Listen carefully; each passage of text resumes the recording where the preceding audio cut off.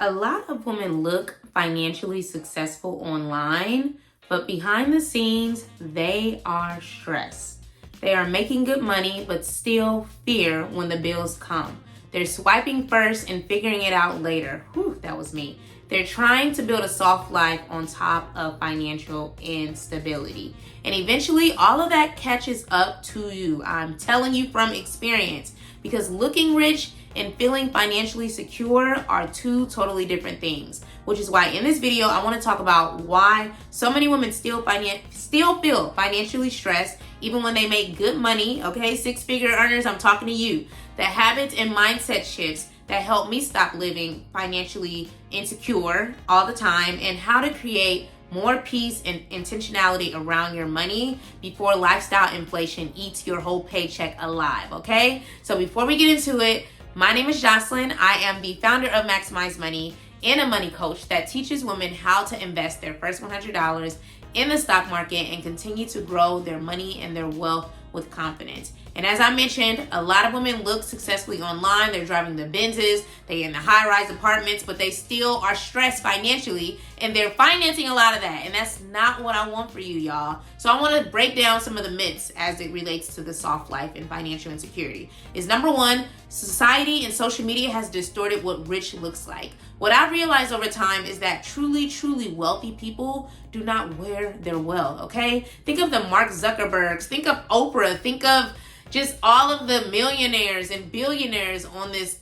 earth, and like, you would not know that they are millionaires and billionaires. They look like regular, schmegular people. And it wasn't until I met my first multi-millionaire, okay, at the bar, okay? I'm at the bar having a good time, and over time, obviously, I didn't leave that conversation knowing that they were doing very well for themselves, but like over time, like, I just started paying attention to what they were talking about, and I was like, wow, like this person is doing pretty well financially. And looking at them, you wouldn't know that. Looking at him, you wouldn't know that. And I was like, wow, like this is so inspiring, because we've often been taught, especially as black people, Hispanics as well, like we've been taught that, like, you know, the luxury aesthetics, the traveling first class, the wearing all the, you know, name brands is truly what wealth and rich looks like.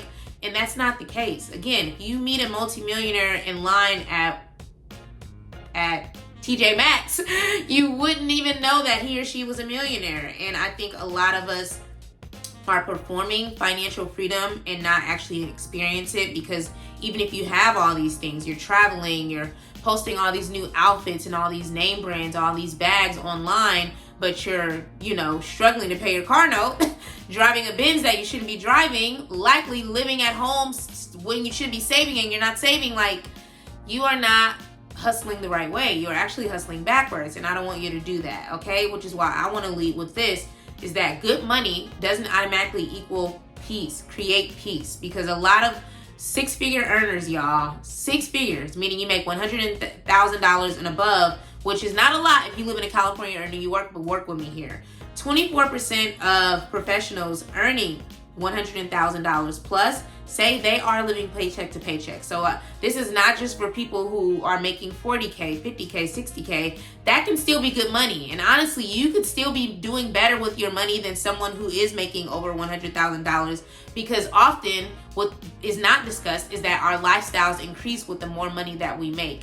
I personally don't report to that, okay? I'm driving a paid off 2012 car that I bought in 2015. That means it's 11 years in for me and Betty. That's what I call her, Betty, because she riding with me till the wheels fall off. That car is paid off. It's been paid off since 2018.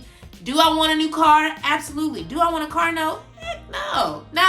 The only debt I want to have is this house, and who knows when I'm gonna pay this off. That's not a priority for me. But what is a priority for me is keeping my debt down and increasing my assets, my investing, obviously getting the equity in this home. If I ever need to pull that out and live on it, I can. If I ever need to touch my $250,000 stock investment portfolio, I can. And that is what gives me peace, okay? It's not about the assets. It's not about looking like you have it. It's about actually having it. So if you are a six-figure earner, if you're a $70,000 earner, even a $40,000 earner, get clear with where your money is going because it's going somewhere. And if we don't rip the Band-Aid off, as I like to say, and just look at our accounts, look at what's happening, we'll always be in the dark. And I was that person back in 2016 when I wanted to buy my home.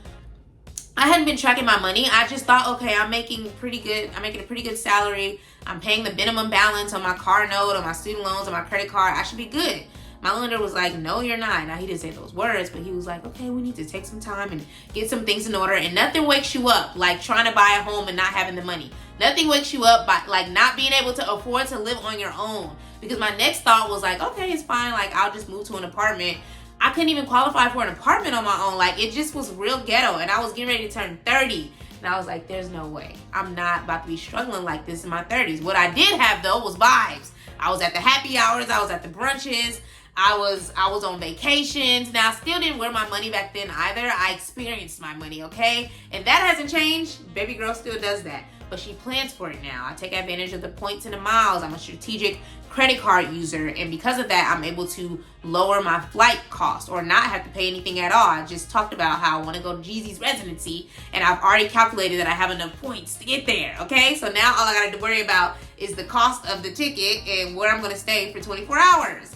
But my twin, one of my besties, she actually wants to go with me. So I've already cut the cost in half. Amen. We could split a room. That's my girl. We split room. She got her bed, I got my bed. So that's what I mean by lifestyle inflation. It easily creeps up. And then emotional spending. That was a big thing for me. If I had a good day, I'm going to happy hour. If I had a bad day, I'm on Amazon buying something. Like, do not do that. Do not do that. Like, have a plan for your money, especially if you are a six-figure earner, because 24% of y'all don't feel like y'all need where y'all need to be.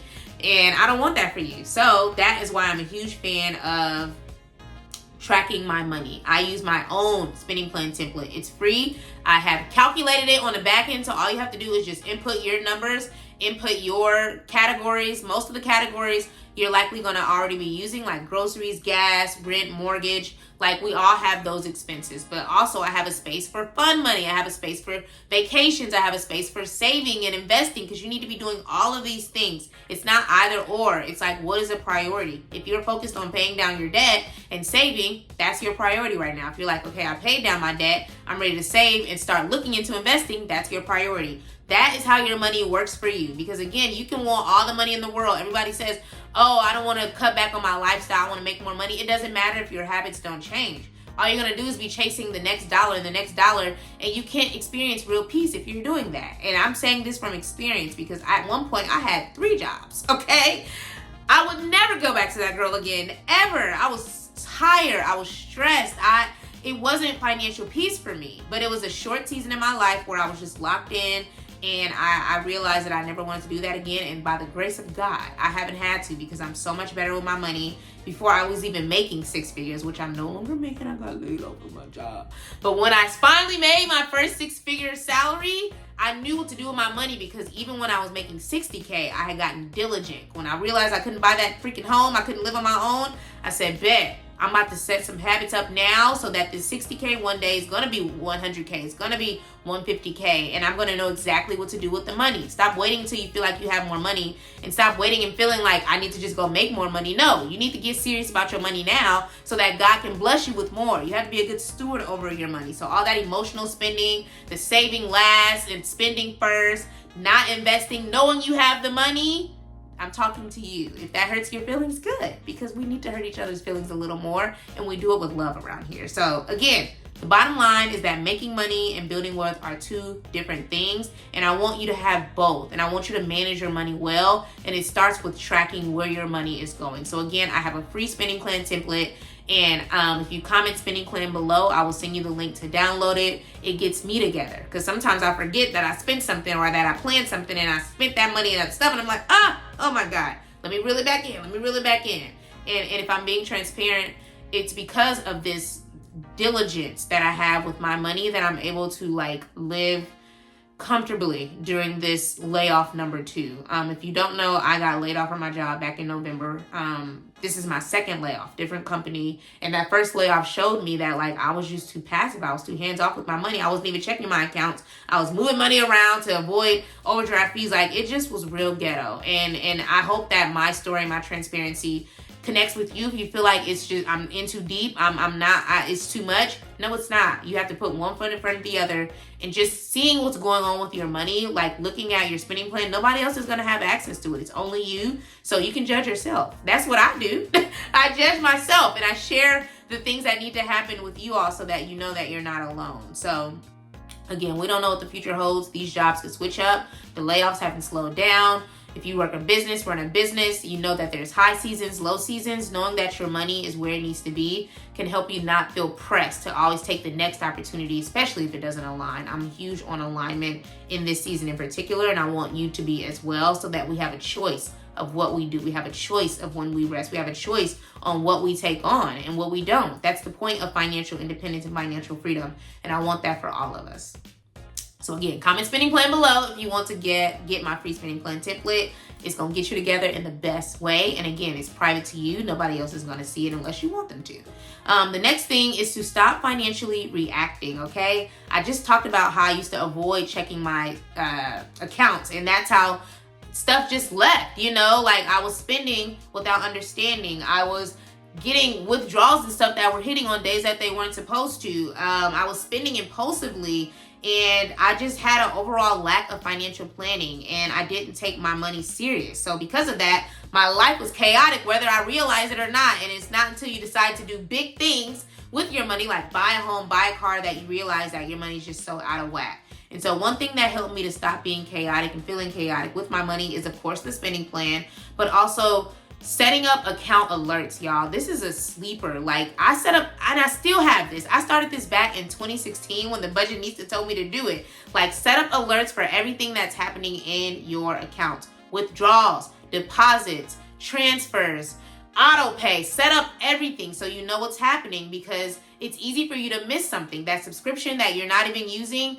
it's on auto pay, and you're paying $10, $15. That sounds like a little, but that's $10, $15 a month. Set up those auto alerts, y'all, for every account that you have. I have it for my credit cards. I have it for my debit. Like, I get an alert of what my balance is every single morning. Like, if for my debit card, which I rarely use. Again, I'm a credit card girl. I'm a points and miles. I pay my joint off every month in full. So they're not even getting no interest from me. So I want you to start being hands-on with your money. I want you to look at your money as if it's the CEO of, or you are the CEO of your money. A CEO always has a vision. They always have a plan. And that's how you need to start thinking about your money. I don't want you to feel like, oh, I'm not a CEO, I don't run a business. You are the CEO of your own life. And if you don't get serious about your money, somebody else is. And what we don't recognize is, like, if you're afraid to invest, if you're afraid to really, like, bet on yourself, these companies aren't. The money that's sitting in your account, they're investing, okay? Are they gonna lose it? Probably not. But if they are investing in it, if they are using it to make their lives better, why shouldn't we be doing it? So again, this is a whole investing for beginners channel. I'm always going to talk about the power of investing, because we don't talk about it enough. And it's because I built a $250,000 portfolio with my 9-to-5 only, not my business income, is why I talk about this, because it allows me to, again, breathe through this layoff, have my savings, like have my things in order, because otherwise I would be stressed the heck out the way that I was in 2020 during the first layoff. But I put my money to work. I got serious and intentional about investing and saving, and I'm always going to yell that from the mountaintops, because I want more of us to do it.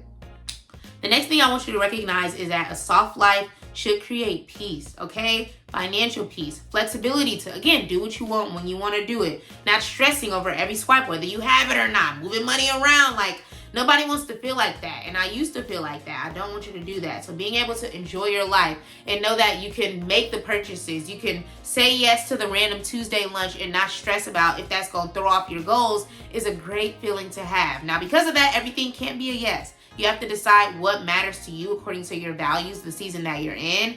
But when you get clear on what those yeses are, it makes it easier for you to say no to the things that don't align. And it just feels better overall, because your money's not being stretched, and you're not worrying about how you're going to pay your bills up late at night, because that definitely used to be me, okay? So what I recommend you do is, again, set up those auto alerts for every type of transaction.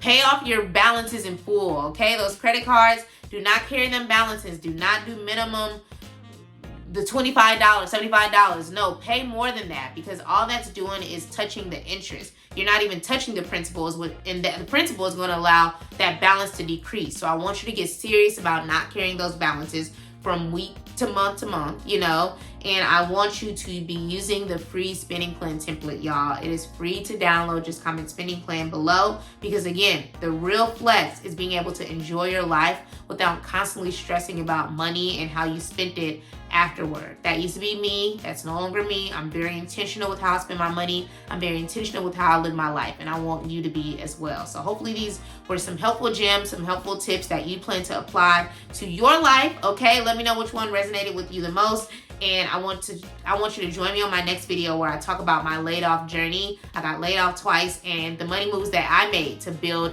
my to build my investment portfolio worth $250,000 and save 6+ months of expenses, which again, I'm living on that right now. So join me over there. Let's take some more notes and change our lives together. I'll see you there.